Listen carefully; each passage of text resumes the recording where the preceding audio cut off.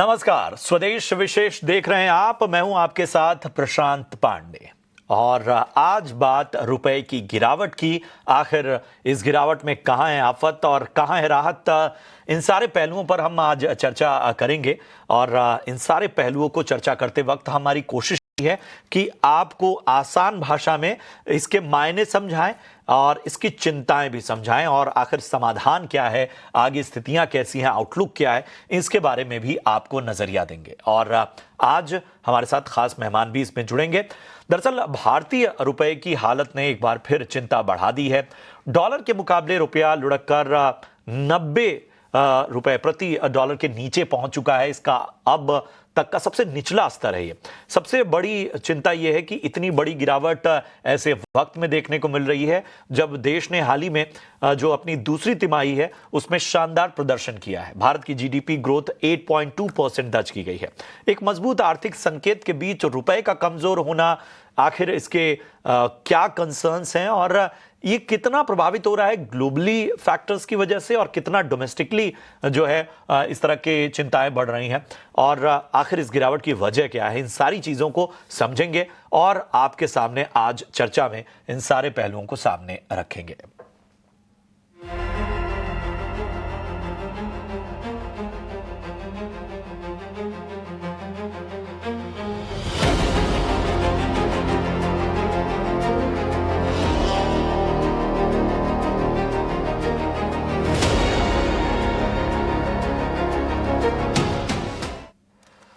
और आज की हमारी इस विशेष चर्चा में तीन बेहद खास मेहमान जुड़ रहे हैं। मुझे परिचय कराते हुए खुशी हो रही है।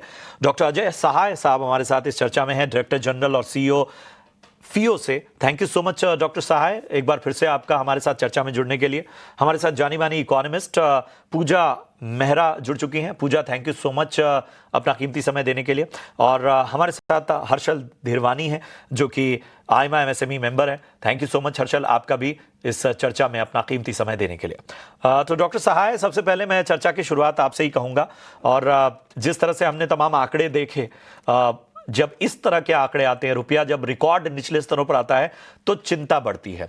तो ऐसे में मैं आम दर्शकों के मन में जो पहला सवाल आ रहा होगा उसी से शुरुआत कर रहा हूं कि रुपए में इस कमजोरी की सबसे बड़ी वजह आखिर आप देख क्या रहे हैं? क्या जो ग्लोबल फैक्टर्स है उसकी वजह से इस तरह की चिंताएं हैं, या आपको लगता है कि हमारे डोमेस्टिक इकोनॉमी में स्ट्रक्चरल कुछ ऐसे चैलेंजेस हैं जो इस तरह का प्रेशर बना रहे हैं? नहीं, इसके लिए जो रुपये में आप देख रहे हैं, जो डेप्रिसिएशन देख रहे हैं, वो ग्लोबल फैक्टर रिस्पॉन्सिबल हैं। क्योंकि इस समय जिस तरह का ग्लोबल स्लो डाउन हो रहा है, एक्सपोर्ट थोड़ा सा इम्पैक्ट हुआ है। टैरिफ के कारण इंडिया का, यूएस का एक्सपोर्ट भी डाउन हुआ है, लेकिन इंपोर्ट अभी भी बढ़ रहा है। और अनफॉर्चुनेटली इन्वेस्टमेंट उस तेजी से नहीं आए जिस तेजी से आएंगे। जो डॉलर का डिमांड सप्लाई सिचुएशन है वो इम्पैक्टेड है। हमारी डिमांड डॉलर की ज्यादा हो गई है, सप्लाई कम हो गई है। तो उसके कारण ये हम देख रहे हैं कि जो रुपये है वो स्ट्रेंथन हो रहा है। और एक बड़ा फैक्टर है कि यूएस में इंटरेस्ट रेट बढ़ने से डिमांड यूएस में डॉलर की भी बढ़ रही है। तो ये खाली इंडियन करेंसी के साथ नहीं हो रहा है। बहुत सी जो हमारे अंतर्राष्ट्रीय करेंसी में ज्यादातर करेंसी जो है वो डेप्रिसिएशन उनमें देखा जा रहा है। कुछ एक्सेप्शन जरूर है, बट ज्यादातर इकोनॉमी में उनकी करेंसीज वीक हो रही हैं। चलिए, तो अब जरा अब हम एक नजरिया खासतौर पे पूजा से भी लेना होगा। और इकोनॉमी को बहुत करीब से समझती हैं, और अच्छी बात यह है पूजा की कि वो क्रिटिकल होने से भी पीछे नहीं हटती हैं। जहां कंसर्न्स हैं वहां लगातार रेस करती रही हैं। पूजा, हमें बताइए कि जिस तरह से सहाय सर कह रहे थे कि ग्लोबल डिमांड और जियोपॉलिटिकल घटनाओं का जो है वो कहीं ना कहीं बहुत बड़ा इम्पैक्ट है। आपको केवल यही इम्पैक्ट लग रहे हैं, या आपको लगता है कि डोमेस्टिक इकोनॉमी में कुछ स्ट्रक्चरल चीज़ें ऐसी हाल फिलहाल हुई हैं, या कहीं ना कहीं बदलते जो इक्वेशंस हैं उसमें कुछ ऐसी चीज़ें हैं जिसने कहीं ना कहीं इसको प्रभावित किया है, जिसमें से यूएस और इंडिया ट्रेड डील भी बहुत महत्वपूर्ण भूमिका निभाती है? जी, ये है कि क्योंकि एक्सपेक्टेशंस जो फॉरेक्स मार्केट के अंदर थी कि डील हो जाएगी, वो डील होती अभी और डिले दिख रहा है, इसीलिए जो इम्पैक्ट है फॉरेक्स मार्केट में पड़ रहा है। लेकिन आपने वर्ड यूज़ किया वीकनेस। मुझे नहीं लगता कि रुपए के अंदर वीकनेस है। डॉक्टर सहाय ने जैसे कहा ये डेप्रिसिएशन है और उन्होंने जितने भी कारण बताए, उसके अलावा मैं एक कारण और भी समझती हूँ कि हमें देखना चाहिए, वो ये है कि पिछले 2 साल से जो है रुपये को बहुत ज़्यादा आरबीआई ने कंट्रोल करके रखा हुआ था। इतना ज़्यादा कंट्रोल किया हुआ था कि आईएमएफ ने जो है रुपये हमारा जो एक्सचेंज रेट मैनेजमेंट पॉलिसी है, उसका क्लासिफिकेशन बदल दिया था और उसको स्टेबल कर दिया था। बजाय कि फ्लोटिंग, जो कि जैसे आप जानते हैं कि हमेशा से हम ये कहते हैं कि रुपये का जो वैल्यू है वो मार्केट डिटरमिन्ड है, वो मार्केट में डॉलर की डिमांड सप्लाई से डिटरमिन होता है। लेकिन आरबीआई उसे इतना ज़्यादा कंट्रोल कर रहा था 2 साल पहले कि वो बहुत ज़्यादा स्टेबल हो गया था, रुपये मूव नहीं कर रहा था। तो हर साल जो है रुपये डेप्रिशिएट करता है क्योंकि हमारे ट्रेडिंग पार्टनर्स के साथ हमारा इन्फ्लेशन का जो फ़र्क रहता है उसको कॉम्पेंसेट करने के लिए। तो पिछले 2-3 साल से जो है रुपये उतना नहीं डेप्रिशिएट कर पाया था और अब जो ये आरबीआई गवर्नर हैं, वो रुपये को डेप्रिशिएट करने दे रहे हैं। इसको इकोनॉमिस्ट्स ये भी कहते हैं कि ये एक ऑटोमैटिक स्टेबलाइजिंग इम्पैक्ट लाता है इकोनॉमी में, जबकि आपके एक्सपोर्ट्स उतनी तेज़ी से नहीं बढ़ हैं क्योंकि ट्रेड डील जो है वो नहीं हो सकी है, टैरिफ 50% लगे हुए हैं। तो डेप्रिसिएशन से जो है आपके एक्सपोर्ट्स को ऑटोमैटिकली थोड़ा-सा कुशन मिल जाता है। तो उस हिसाब से इसको ऑटोमैटिक स्टेबलाइजिंग एक इम्पैक्ट भी बताया जा रहा है। लेकिन मैं ये नहीं मानती हूँ कि ये वीकनेस है। ये जो है डेप्रिसिएशन पिछले 2-3 साल का जो है, ये अब थोड़ा बंच अप होके इकट्ठे इस समय हो रहा है। और आरबीआई की पॉलिसी ये है कि वो डिमांड सप्लाई के हिसाब से रुपए को देखते हैं कैसे चलता है। तो जानकार जो हैं एक्सपर्ट इसे एक गिरावट ना मानकर ये एक डेप्रिसिएशन की कहीं न कहीं उपमा दे रहे हैं और ये एक तरह का ख़ास तौर पे संकेत होता है किसी भी इकॉनमी के लिए बहुत मायने रखता है ये डेप्रिसिएशन और आम तौर पर ये एक्सपेक्टेड लाइंस पे भी नज़र आता है।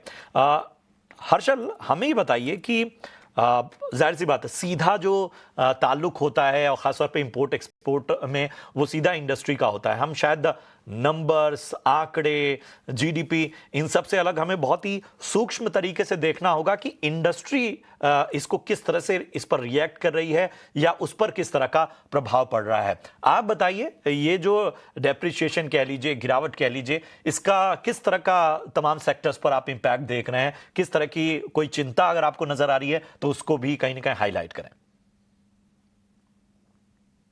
सबसे पहले तो मुझे इनवाइट करने के लिए थैंक यू। एंड मैं अजय सर और पूजा मैम से कंप्लीटली अग्री करता हूँ।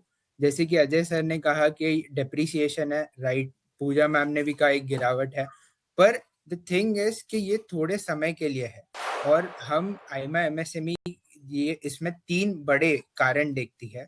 सबसे पहला कि जो ग्लोबल कंसर्न्स है, जैसे कि जियोपॉलिटिकल इश्यूज हो गए या तो क्रूड ऑयल का जो डिमांड है वो बढ़ता है तो डॉलर की डिमांड बढ़ जाती है। तो इसके वजह से जो डॉलर का प्राइस है वो अप्रिशिएट होता है एंड आईएनआर डेप्रिशिएट होता है। और दूसरा भी एक रीजन ये है कि जो फॉरेन इन्वेस्टर्स है वो ऐसे टाइम पे इमर्जिंग मार्केट से पैसा खींच के डेवलप मार्केट्स के थ्रू जाता है, तो जिसके कारण आईएनआर पे और प्रेशर आया है। और आज ही अगर हम देखें तो एक ही दिन में 2 बार ऑल टाइम लो टच हुआ है।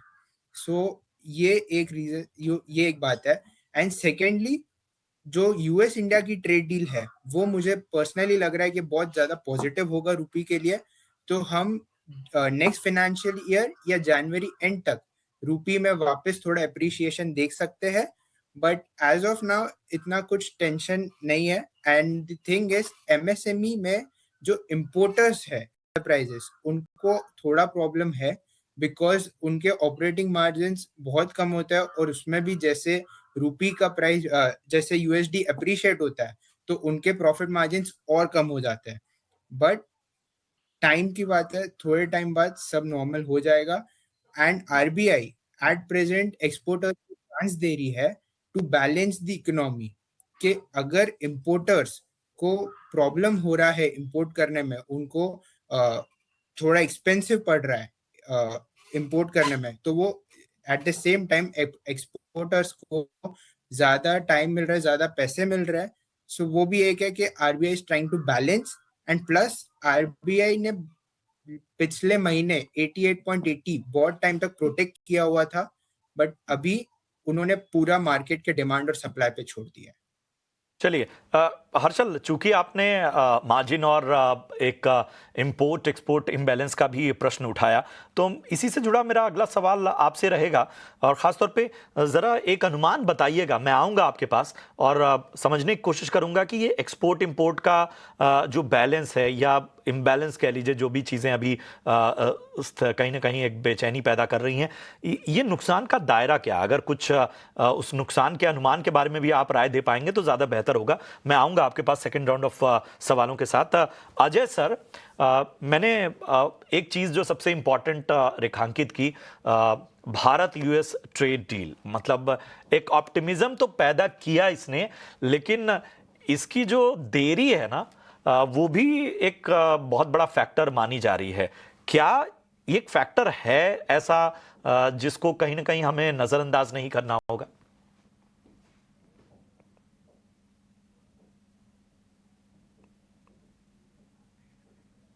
अजय सर, आप तक आवाज आ रही है?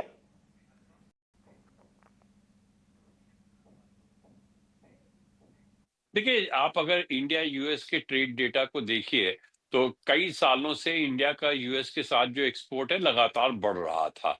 अभी जो रीसेंट डेटा आया है, जैसे अभी अक्टूबर मंथ की डेटा आया है, यूएस के साथ भी हमारा एक्सपोर्ट 8% नेगेटिव हो गया है। तो नेसेसरली हम ये कह सकते हैं कि यूएस का एक्सपोर्ट कम करने का भी हमने एक तरफ से देखा है, उसका टैरिफ का उसके ऊपर इम्पैक्ट हुआ है। और दूसरी चीज है कि रेस्ट ऑफ द वर्ल्ड में जो है डिमांड थोड़ी वीक हो रही है। तो ग्लोबल डिमांड वीक होने से ओवरऑल एक्सपोर्ट्स भी, ना खाली इंडिया का, बाकी कंट्रीज का भी, हम देख रहे हैं कि एक डिक्लाइनिंग ट्रेंड में जा रहा है। कितनी जल्दी हम इसके ऊपर रिकवर करेंगे ये भी हमें देखना पड़ेगा। एक बार अगर ट्रेड डील हो जाती है तो यूएस मार्केट, जो इंडिया के लिए बहुत अच्छा मार्केट है, वो मार्केट फिर ओपन हो जाएगा। अच्छी बात है कि जो हमारे इंडियन एक्सपोर्टर्स हैं, उन्होंने काफी हिट लेते हुए 25% 30% का लॉस एब्जॉर्ब करते हुए अपने बायर्स को कांटेक्ट में रखा है। और अगर बीटीओ होता है तो शायद वो जो बायर्स हैं वो कंटिन्यू करेंगे इंडिया से बाई करने के, क्योंकि इंडियन एक्सपोर्टर ने डिफिकल्ट टाइम में सप्लाई चेन को इंटैक्ट रखा है, तो उसका जरूर फायदा मिलेगा। बिल्कुल, और इसको कहीं ना कहीं हमें नज़रअंदाज हम नहीं कर सकते। पूजा जी, बहुत सारी कोशिशें ग्लोबल सप्लाई चेन में भारत की स्थिति को मजबूत करने की भी हो रही हैं।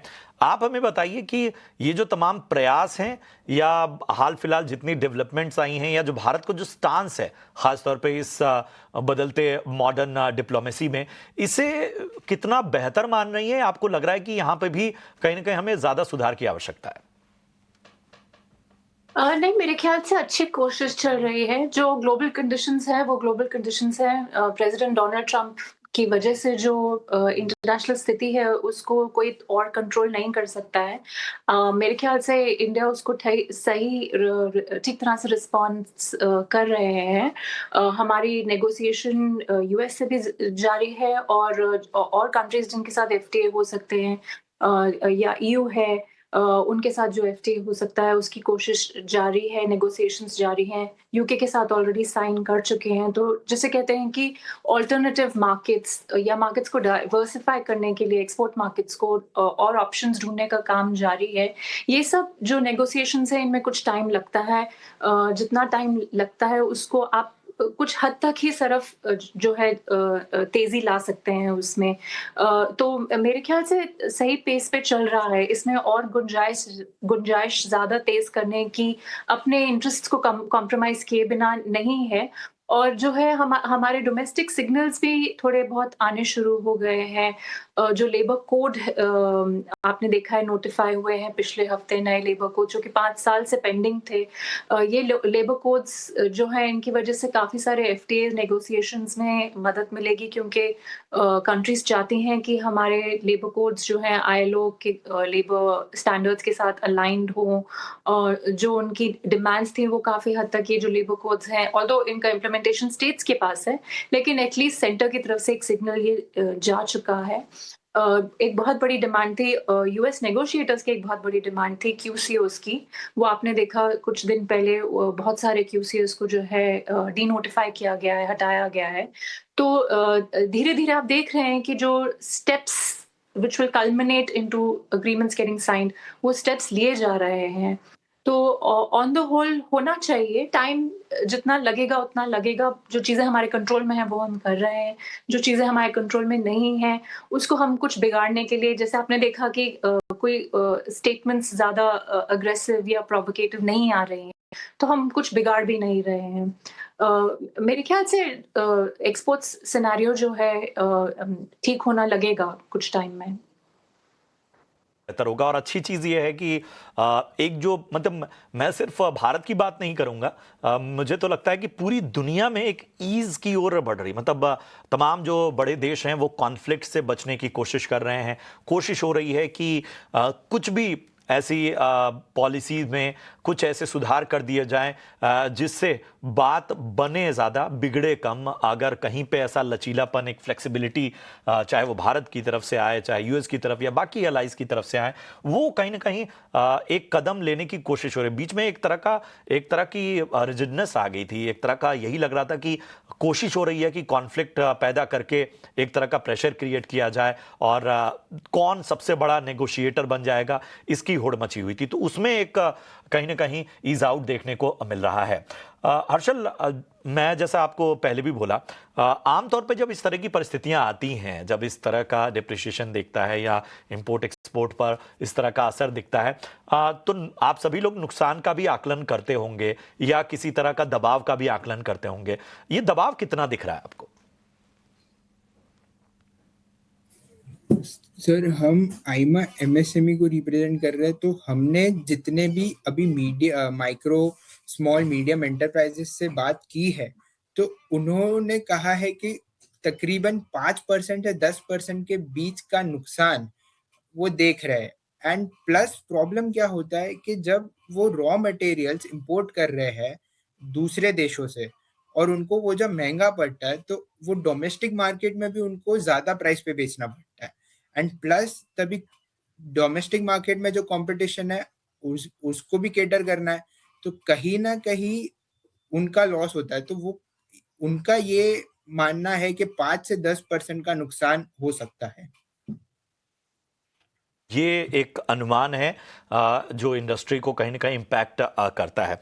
अजय सर, अगर हम इस तरह की स्थितियों की बात करें, अपने अनुभव से बताइए कौन कौन से ऐसे सेक्टर हैं जो ज्यादा प्रभावित होते हैं?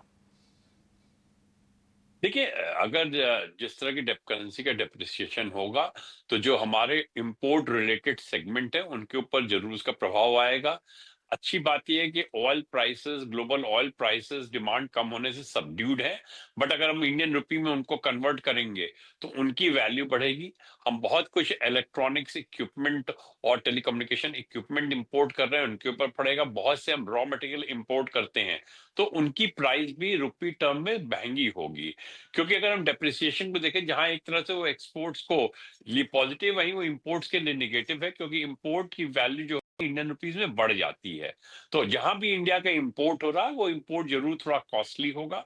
जो मेन इंपोर्ट है ऑयल, उस पर हम बहुत ज्यादा उससे ज्यादा चिंतित नहीं है, क्योंकि ऑयल प्राइसेस सबड्यूड हैं। अगर ऑयल प्राइसेस बढ़ी होती तो इस तरह का डेप्रिसिएशन होता, वो शायद कंज्यूमर को ज्यादा हिट करता, बट इस सिचुएशन में वो नहीं लग रहा है। चलिए, तो ये कहीं ना कहीं असर जो है वो ख़ास तौर पे इन सेगमेंट्स पर ज़रूर पड़ रहा है, लेकिन एक तरह का ऑप्टिमिज्म भी है जिस तरह की ग्रोथ भारत की हो रही है।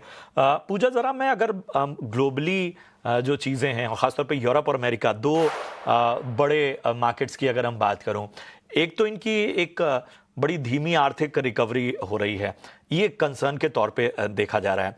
और जब इतने ऐसे दो देश, ऐसा दो मार्केट जहां से हमारा सीधा ताल्लुक है, जहां से हमारा जो ट्रेड है वो बहुत ही इम्पैक्ट होता है, वहां की स्लो इकोनॉमिक रिकवरी कितना इम्पैक्ट करती है, खासतौर पे जो भारतीय एक्सपोर्टर्स हैं उन्हें इस तरह की स्थितियों में? यूएस की बात तो हम स्लो ग्रोथ के हिसाब से नहीं कर सकते क्योंकि उनके टैरिफ इतने ज़्यादा हैं इस वक्त इंडियन एक्सपोर्ट्स पे। आपको मालूम है कि पूरे वर्ल्ड में उनके हाईएस्ट टैरिफ्स इस टाइम पे इंडियन एक्सपोर्ट्स पे ही हैं 50%। तो यूएस का तो हमें मालूम है कि इम्पैक्ट पड़ रहा है, पर ये टेम्पररी इम्पैक्ट है। जैसे ही टैरिफ नेगोशिएशन ठीक होगी, ये इम्पैक्ट जो है खत्म होके वापस हमारी जो है एक्सपोर्ट्स बढ़ने लगेंगे।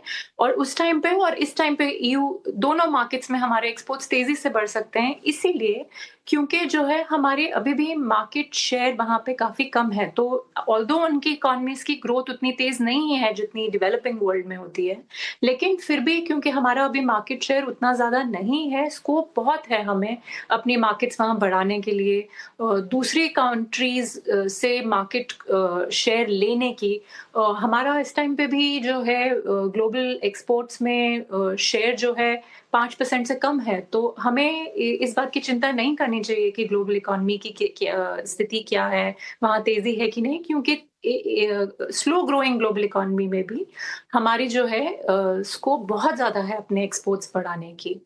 प्रोवाइडेड हम जो है अपने ease of doing business exporters को जितनी भी सहायता चाहिए होती है, क्योंकि आप देख रहे हैं आजकल दूसरी इकोनॉमीज़, चाइना स्पेशली, वो अपने एक्सपोर्टर्स की कितनी ज़्यादा मदद करते हैं, जिससे जो है उनके एक्सपोर्टर्स बहुत बड़ा मार्केट शेयर ले पाते हैं। तो हम इस टाइप की कॉम्पिटिटिवनेस के against we are up against this, तो हमें उस पे ध्यान देना चाहिए। हमारे पास scope even in a slow growing global economy, हमारे पास स्कोप बहुत है अपना एक्सपोर्ट्स बढ़ाने के लिए। ये बात आपने कही, इन तमाम पहलुओं को एक तरह से कैटलिस्ट के तौर पे भी सरकार जो है और भारत जो है वो देख रहा है। एक आखिरी सवाल के साथ अजय सर मैं आपके पास आना चाहूँगा। दुनिया में जिस तरह से चीज़ें सामान्य हो रही, जैसे मैं कह भी रहा था, जिक्र भी कह रहा था कि कॉन्फ्लिक्ट से बचा जा रहा है, सेम पेज पर आने की कोशिश हो रही है, अगर कहीं कोई फ्लेक्सिबिलिटी आ सकती है, कोशिश हो रही है कि थोड़ा कम थोड़ा ज़्यादा एक तरह का समझौता हो और करार बेहतर हो, बेहतर तरह से मार्केट दोनों देशों के बीच हो, ख़ासतौर पे मैं अमेरिका की बात कर रहा हूँ। ऐसे में अब यहाँ से ये भी सवाल उठता है कि फिर इन सारी चीज़ों के मद्देनज़र आगे का आउटलुक क्या है, मतलब अब अगले क्वार्टर के लिए किस तरह की उम्मीद देख रहे हैं? आप ठीक कह रहे हैं कि जिस तरह का डेवलपमेंट, ग्लोबल डेवलपमेंट हो रहा है, जो जियो पॉलिटिकल अनसर्टेनिटीज हैं, लगता है कुछ महीनों में हम उनको एड्रेस कर लेंगे। और एक बार अगर ये जियो पॉलिटिकल अनसर्टेनिटीज एड्रेस हो जाती हैं, तो डेफिनेटली अनसर्टेनिटी जो ट्रेड को एडवर्सली इम्पैक्ट करती है, स्टेबिलिटी आने से वो ट्रेड को बढ़ाती भी हैं। तो जो हमारा ग्लोबल ट्रेड है, एक बार सर्टेनिटी आ जाएगी तो वो तेजी से बढ़ेगा। इंडियन इकोनॉमी की अपनी स्ट्रेंथ है, हम नए सेक्टर्स में एंटर कर रहे हैं, एक्सपोर्ट्स इंडिया का ओवरऑल कॉम्पिटिटिव हो रहा है। तो वंस ग्लोबल डिमांड बढ़ेगी तो उसके बाद इंडियन एक्सपोर्ट्स को जो बढ़ने में ज्यादा टाइम नहीं लगेगा। रेजिलियंस इंडियन इंडस्ट्री ने अभी भी दिखाई है, इतने चैलेंजेस के बाद भी एक्सपोर्ट उस तरह से प्रभावित नहीं हुआ जितना लोग सोच रहे थे। तो इंडस्ट्री का जो रेजिलियंस जो है वो आने वाले दिनों में हमारे एक्सपोर्ट नंबर में भी रिफ्लेक्ट करेगा। बिल्कुल। और एक इस पूरी चर्चा के मद्देनज़र जो निचोड़ निकल कर सामने आया वो यही है कि देखिए, इस तरह के डेप्रिशिएशन जो हैं वो आते हैं, मतलब इनको बहुत अचंभे से नहीं देखना चाहिए। कंसर्न्स जहां हैं उन पर भी हमने बात की, लेकिन एक तरह की संभावनाओं का पूरा संसार भारत के लिए इस वक्त बनता हुआ नजर आ रहा है। जिस तरह से भारत के बड़े विकसित देशों के साथ संबंध बेहतर हो रहे हैं, उनके साथ जो ट्रेड नेगोशिएशंस हैं वो कहीं ना कहीं बहुत ही बेहतर स्थिति में पहुंच गई हैं। अगर हम पिछले 6 महीनों में देखें जो स्थितियां थीं और जो स्थितियां अब हैं, ऐसे में जाहिर सी बात है कि अगर जो ये जियोपॉलिटिकल अड़चने हैं और जो बाकी कंसर्न्स हैं, अगर इनको एक बारी बारी से ही सही भारत हटा देता है तो बहुत ही अच्छे तरीके से भारत की ग्रोथ इसी तरह से कायम रहेगी और चीज़ें और ज़्यादा बेहतर होंगी। शुक्रिया करेंगे अजय सर, बहुत बहुत धन्यवाद। पूजा जी आपका, हर्षल आपका भी बहुत बहुत धन्यवाद तमाम इनसाइट्स के लिए। उम्मीद है हमारे दर्शकों को भी ये चर्चा पसंद आई हो। फिलहाल स्वदेश विशेष में आज के लिए इतना ही, दीजिए इजाज़त, नमस्कार।